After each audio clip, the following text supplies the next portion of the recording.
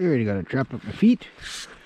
I'm gonna go for a little bit of a hike across the dam again. Sorry for the upside down view. This is my last little trap, and I got a hunch the spot I'm gonna put this should be a dandy. It is a bit small, but I'm gonna try it anyway and see if it might catch me something. I'll make the decision when I get there. I'm all about being ethical, so for me, if it looks like it's going to be an area that too big of an animal is going to get by, which actually I kind of already know that that's probably going to be the case, so maybe I won't, but I want to go look at that anyway. So, or do I? No, you know what, I'm going to hold off on that one, because that's a case for a 330, not a little 160.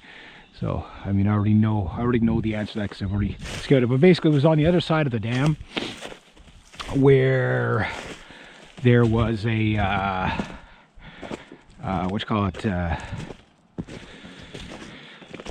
like a tunnel, like from one little dam down to the next.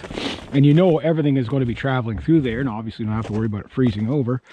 But I think that's going to require the 330s. So I probably won't do that. Now, I did bring back a snare. Question is, where the hell did I put that snare again? I left it over here in the tree. Be careful with that. That's how you lose stuff. That's why you should always take an inventory, like I say, of what you have, because then it's like, at the end of the season, did I have 10 snares or did I have more than that? And yeah, there's my snare. Hard to see, but there it is, you know. So I'm gonna want this snare.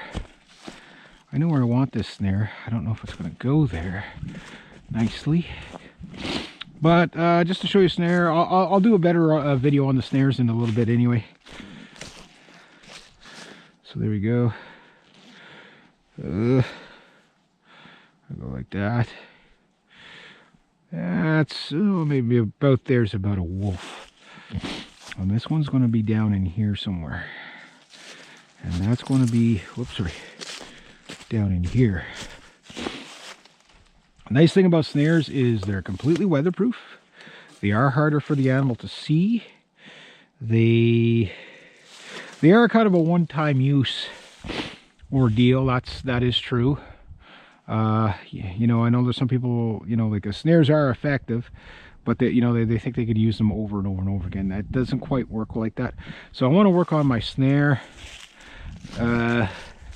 setup. I need a good drag.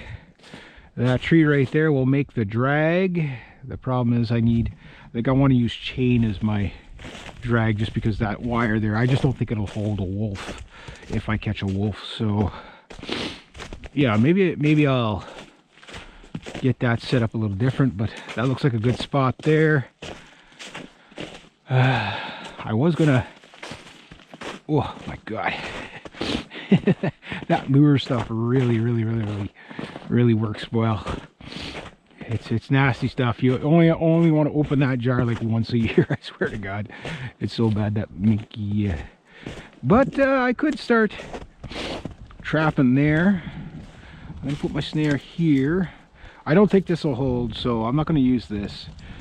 And yeah, so I do need to make a good drag, something that has springiness to it, and that they're not going to bust right away. This is why I should have made all those drags and everything in the spring. Now this is my last trap, and this trap wouldn't be too bad in here, but I want to fix that pail up for it. That pail used to work good, but it's all broken there now. And I don't think I have any more pails. Those square pails are ideal. These round ones are a little bit cumbersome. They're okay for a 330, but because they're big enough. But yeah, next year I want to have all the mink boxes and everything, and do it that way. So I gotta start getting some materials for the wolf trap. So yeah, so I got about 14 snares, 12 or 14 snares. I don't know where I'm going to put them all. I have a spot there that I like. That one down there I like. Maybe I'll put 2 snares in there. I'm gonna have to think on this one. The goal, like again, the wolf snare, I got to take my time with that one. That one's that's gonna be hard work, that one. But anyway, I guess that's all I'm gonna do for today. I'm gonna head back with the stinky stuff. I'll leave that trap here, leave that pail here, and I'll leave that snare here, and I'll go home, think on it, do a little bit more research, a little more reading. Something you're going to constantly do. I got frozen turkey juice in there. Forgot to bring it back with me. I don't know what I was saying. I was like, I'll just leave it here so I can just keep pouring it out. And then I thought, wait a minute, isn't that going to freeze? It did. It did. Stay away from me. You stink. Oh my god. Everyone's gonna be wretched. You get sprayed by a freaking skunk that rolled in dead fish? Maybe that happened. That's my story, and I'm sticking to it. And is that a freaking beaver on the ice? No. Looked like a beaver was a fuzzy stump. Nice day though. Oh man, get some vitamin D. These days are so short, so gloomy, so yeah. I was gonna say they're so long because they're gloomy, but they're short. They're confusing because they're nice and then they're not nice, and then it's nice and it's not nice. Yeah, so that's kind of what's going on there. So a little spot, where was it? Probably past it. No, right up here. I have a hunch that this spot here is another little dandy little spot for a snare. Something in here. I'm gonna, you know, that just says this right here. Just says snare right there. Hopefully my camera's picking up. Right there says snare me if you dare. One snare, two snare. Yeah. The road ferry left a lot of tree carcasses on the road, but I tell you, thank God for that, because it makes life a lot easier getting back and forth. Except for when your gloves smell so bad. If I trapped in the spring, I would have got away smell free, but no. Now these type of spots, you will catch lynx. You will, maybe not, a little thicker than that, but that's the ideal kind of spots you're looking for, is thickets like that, where you can make lanes to go in and go out. You can get some bait in there. And bait's not a problem right now. And I know I mentioned in a previous video, but there's a guy going to be dropping me off a lot of bait, some bear bait and stuff. So I'm pretty happy with that.